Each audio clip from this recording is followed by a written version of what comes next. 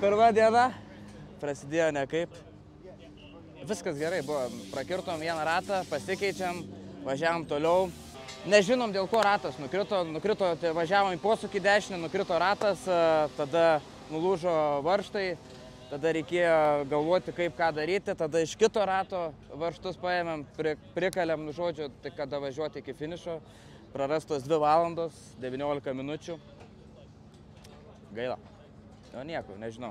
Mokinomės, treniruojamės. Irgi keli automobiliai irgi iškrito, tai pirma diena Dakaro, bet su 2 valandom jau sunku kažką padaryti. Bet tai nieko, bandysim važiuoti. Nuotaikos ne kažką.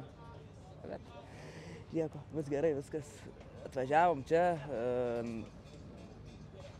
Pasibandyti, aišku, top 10 jau gal ir sunku, bet nieko nežinai. Pirma diena. Mano pirma diena atsitiko taip, gal kitiem irgi gali atsitikti.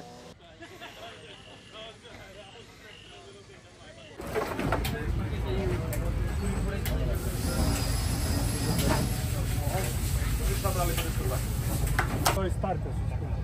Jo. Po starter.